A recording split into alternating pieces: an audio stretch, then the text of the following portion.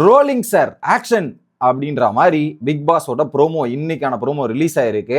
VJS அதுல பேசுற டைலாக்லாம் மாசா இருக்கு. மாஸ்கை பத்தி மாசா பேசுறாராமா. இதெல்லாம் நல்லா தான் இருக்கு ப்ரோமோ பாக்குறதுக்கெல்லாம். இதை நம்பி நாங்க எபிசோட்ல போய் பார்த்தா எல்லாரும் அதை டிசப்பாயிண்ட் ஆகிட்டு தான் வரும். நீங்க ப்ரோமோலாம் நல்லா பண்றீங்க சார், ஆனா எபிசோட்ல சொதப்பேறீங்களே சார்ன்றது தான் பல பேரோட ஃபீலிங்ஸா இருக்கு. இந்த ப்ரோமோவை பார்த்தோம் நம்ம நம்பிடக்கூடாது. அது டயலாக் மட்டுமே, எபிசோட்ல அதனுடைய செயல்பாடுகள் எதுவுமே இருக்காது அப்படின்றத சொல்லிக்கிட்டு இந்த ப்ரோமோல என்னெல்லாம் சொல்ல வராருன்றதை டீட்டெயிலா பார்த்துரும். வணக்கம் மக்களே, நேஷனல் உட்ஸ்ல இருந்து உங்கள் மணிவண்ணன். சேனலுக்கு புதுசா இருந்தீங்கன்னா சப்ஸ்கிரைப் பண்ணிருங்க. வீடியோ பார்க்குற அனைத்து நபர்களும் மறக்காம லைக் பண்ணிட்டு வீடியோ பாருங்க. இப்ப கண்டென்ட்டுக்குள்ள போயிடலாம். ஸோ இது மெயின் டோரை ஓப்பன் பண்ணி விஜேஎஸ் வரப்போறாரு, மக்கள் முன்னாடி பேச போறாரு, ஒரு தரமான சம்பவம் இருக்கும்னு நம்ம நினைச்சிட்டு இருக்கோம். அப்படிலாம் கிடையாது. எப்படி? அப்படிலாம் கிடையவே கிடையாது. இந்த வாட்டி நான் என்ன பண்றேன், அங்கேயே ஒரு சோபா செட்டை போட்டு உட்காந்துக்கிட்டு அங்கிருந்தே நான் பேசுறேன்டா அப்படின்ற மாதிரி ஒரு விஷயத்த பண்ணியிருக்காங்க போல. கிரீன் மேட் போட்டு அங்கே ஷூட்டிங் எடுத்துட்டு அதை எடிட் பண்ணி இப்படி டெலிகாஸ்ட் பண்ணியிருக்காங்க நமக்கு. சரி, என்னதான் சொல்ல வராருன்றத பார்த்தீங்கன்னா, ஃபர்ஸ்ட் நம்ம விளையாடுறதுக்கு மாஸ்க் கொடுத்தா அப்படின்ற மாதிரி அந்த மாஸ்க் டாஸ்க், இந்த பொம்மை டாஸ்க், ஆக்சுவலா அது மாஸ்க்ன்ற ரீநேம் பொம்மை டாஸ்க் தான். இந்த பொம்மை டாஸ்க்ன்றது பிக் பாஸ் தமிழ் வரலாற்றிலே மிகப்பெரிய டாஸ்க்கு. பல சம்பவங்களையும் பல டிஆர்பி ரேட்டிங்களும் எடுத்து கொடுத்த ஒரு டாஸ்க்னா அந்த பொம்மை டாஸ்க் தான். அது செம ஃபேமஸ். சீசன் 4ல இருந்து சீசன் 5ல இருந்து எனக்கு தெரிஞ்சு ஃபேமஸ் ஆயிடுச்சுன்னு நினைக்கிறேன். அந்த சீசன் 5ல அப்சரால இருந்து அதுல வரும் இந்த மாதிரி அங்க ஐபேத்தி சீசன் 6ஆ இருக்கட்டும், சீசன் 7ல வரல, சீசன் 7ஆ இருக்கட்டும், 8ஆ இருக்கட்டும்ன்ற மாதிரி வரிசையா வந்திருக்கு. அது டிஆர்பி அந்த அளவுக்கு தூக்கி கொடுக்குற டாஸ்க். சரி, 2வது வாரமே இந்த டாஸ்க்கு கொடுப்போம், 2வது வாரமே ஐப்பு கொடுத்து அடுத்த கட்டத்துக்கு எடுத்துட்டு போவோம்னு எக்ஸிக்யூட் பண்ணாங்க டீம். ஆனா இந்த கண்டஸ்டன்ஸ் இருக்காங்கல்ல, இந்த மாதிரி கண்டஸ்டன்ஸ் வச்சு இந்த கேமை எப்படி விளையாடி எப்படி காலி பண்ண முடியும்னு காலி பண்ணிட்டாங்க. ஏன்னா பிக் பாஸ் டீம் இந்த வாட்டி டிஆர்பி தூக்குதுரா, போட்டனா பொம்மை டாஸ்க்னு நினைச்சா. ஆனா அதுக்கேற்ற மாதிரி நீங்க கண்டஸ்டன்ஸ் செலக்ட் பண்ணலையடா, கண்டஸ்டன்ஸ் செலக்ட் பண்ணாதான் டிஆர்பி மேல போவோம் அப்படின்ற மாதிரி தான் ஆயிடுச்சு. நம்ம மாஸ்கை விளையாட கொடுத்தா அந்த மாஸ்கை எடுக்கிறதுலையும் பாக்ஸ்ல வைக்கிறதுலையும் ஒரு ஆர்வம் இருக்கும். கரெக்ட் தான், மாஸ்க் எடுத்துமா போய் எடுத்துட்டு போய் வைக்கணுமான்றது ஆர்வம் தான். அதுல நிறைய ஒரு கேம் பிளே இருக்கு, நிறைய டைனாமிக்ஸ் இருக்கு அதுல. ஓகேவா?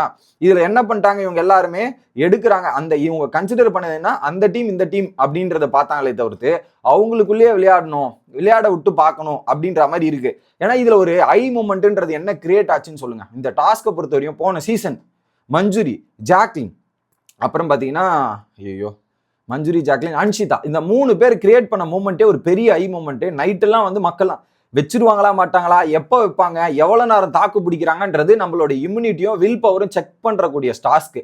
இது பிரெயினியா விளையாடக்கூடிய டாஸ்க்கு. அந்த மாதிரி ஒரு ஐ மூமெண்ட்டை இந்த டாஸ்க்ல கிரியேட் பண்ண மாதிரி எனக்கு தெரியல. எந்தாவது ஒரு ஐ மூமெண்ட் பார்த்த உங்களுக்கு ஏதாவது பட்டுச்சா, ஃபீல் ஆச்சான்றது சொல்லுங்க. எனக்கு இந்த சீசன்ல ஒரு ஐ மூமெண்ட், ஒரு மேஜிக் மூமெண்ட் கூட வரல அந்த டாஸ்க்ல. அந்த மாதிரி தான் டீல். நான் இந்த வாட்டி வைக்கிறேன், அடுத்த வாட்டி நீ வை, அடுத்த வாட்டி நீ வை, அடுத்த நான் வைக்கிறேன். இதுதான் டீலிங்கா போச்சே தவிர்த்து அதை தாண்டி வேற வகையில யோசிக்கிற மாதிரியும் இது பண்ற மாதிரியும் ஒரு டாஸ்க்குமே விளையாடல. அது நமக்கு கிளியராகவே புரிஞ்சிச்சு. இது ஒரு பக்கமா. அடுத்து அவன் கூட விளையாடும் மாஸ்க் இருக்கே, குறிப்பா அவங்க போட்டுக்கிட்டு விளையாடுற மாஸ்க் இருக்கே, அது என்னன்றத கூட தெரிஞ்சுக்கிறதும் புரிஞ்சுக்கிறதும் இல்லை. ஸோ இந்த மாஸ்க் ஓகே அந்த டாஸ்க்ல, ஆனா சில பேர் அவங்க மாஸ்கை புரிஞ்சுக்கணும். அந்த மாஸ்க் டாஸ்க்ல பல பேரோட முகத்திரியை கிழிக்கணும், பல பேரோட முகத்திரியை எழுத்துட்டு வரணும் அப்படின்ற மாதிரி ஒரு சில விஷயங்கள்லாம் இருக்கு இல்லையா. அதை பண்ண மாட்டேங்கிறாங்க, அதை போட மாட்டேங்கிறாங்க, அதை புரிஞ்சுக்க மாட்டேங்கிறாங்க, அதை வெளியே எடுத்துட்டு வர மாட்டேங்கிறாங்கன்றத ஓப்பனா போட்டு உடைக்கிறார். அப்ப இந்த வீட்டுல யார் யாரெல்லாம் மாஸ்க் போட்டிருக்கா அப்படின்றத நீங்க பாத்துக்குங்க. ஸோ ஒரு குறிப்பா ஒரு கேங்கே இருக்கு. அந்த கேங்கு மூலியமா தான் இந்த மாதிரி கேமே உடைஞ்சுது. கேங் ஒரு ரூலை செட் பண்றாங்க, அந்த ரூலுக்கு ஏற்ற மாதிரி இங்க இது போடுறாங்க, டீல் போடுறாங்க, டீலுக்கு ஏற்ற மாதிரி இது நடக்குது. ஸோ பல பேர் இந்த வீட்டுக்குள்ள மாஸ்க் போட்டுக்கிட்டு முகத்தெரிய வெளியே காட்டாமல் அப்படியே நல்லவர் வேஷம் போட்டு நடித்து கொண்டு இருப்பது அப்பட்டமாக தெரிகிறது. அதை வெளியே கொண்டு வர்றதுக்காக தான் இந்த டாஸ்கை வச்சோம். ஆனா நீங்க யாருமே அதை வெளியே கொண்டு வராம நாசம் பண்ணியிருக்கீங்க, அந்த டாஸ்கை காலி பண்ணியிருக்கீங்கன்றத ஓப்பனா சொல்றார். அது நிறைய இடத்துல கிடைச்சது மக்களே. அந்த மூமெண்ட்டை கிரியேட் பண்ற மாதிரி ஒரு சம்பவம் கிடைச்சது. ஃபார் எக்ஸாம்பிள் ஆதிரி எஃப்ஜே இருக்காங்க. அப்ப சபரியோட போட்டோவோ வேற யார் போட்டோவோ கீழே வச்சிருக்காரு. ஒரு பக்கம் ஒரு போட்டோ கீழே இருக்கு, வினோத்தோட போட்டோ கிட்ட எஃப்ஜே, இன்னொரு பக்கம் ஆதிரி கிட்ட சபரியோட போட்டோ இருக்கு. என்ன பண்ணிருக்கலாம்னா, அவன் போட்டோ வச்சுட்டு மைக்கை ரெடி பண்ணும்போது டப்புன்னு ஆதிரி போயிட்டு போட்டோ எடுத்து மாத்தி அங்க உள்ள வச்சிருக்கலாம். அது ஒரு நல்ல மூமெண்ட் அவன் கிரியேட் ஆயிருக்கும். அங்க நிறைய ஃபைட்டும் சீன்ஸும் வந்திருக்கும். ஆனா அது ஆதிரி பண்ணல. எனக்கு எஃப்ஜே தான் முக்கியம், எனக்கு அந்த டீம் தான் முக்கியம், சூப்பர் டிலக்ஸ் முக்கியம் இல்ல அப்படின்ற கேட்டகரியில இருக்கு. இதன் மூலியமா எனக்கு ஒன்னே ஒண்ணு மட்டும் அப்பட்டமா தெரியுது, ரோஸ்ட் இருக்கு, அது வந்து பிக் பாஸ் வீட்டாருக்கு இருக்கு, ஆனா நம்ம எதிர்பார்த்த மாதிரி நடக்குமான்னு எனக்கு தெரியல. ஏன்னா ஒரு பக்கம் சூப்பர் டீலக்ஸ் வந்து ஆளு கம்மி, 6 பேரோ 7 பேரோ தான், ஆனா அவங்களுக்கு ஒரு பெனிஃபிட் இருந்துச்சு. ஓகே, பட் இந்த 6 பேர் 7 பேருன்னும் போது அவங்க மெஜாரிட்டியா ஒரு டீமை போட்டு மொத்தமா எடுக்கும்போது பாதிப்பு சூப்பர் டீலக்ஸுக்கு இருக்கு. அதை கண்ட்ரோல் பண்ணாங்க. ஒரு டீம் பயங்கரமா டாமினேட் பண்ணி டீல் மேல டீல போட்டு பல பேரோட கேம் பிளேவை பாதிச்சிருக்கு அப்படின்றது தான் இந்த ப்ரோமோ மூலியமா தெரிய வருகிறது. பில்டப்லாம் நல்லா பண்ணிருக்கீங்க, டைலாக்லாம் சூப்பரா பேசிருக்கீங்க சார். அதுக்கேற்ற மாதிரி எபிசோட்ல செஞ்சு விட்டீங்கன்னா ஓகே.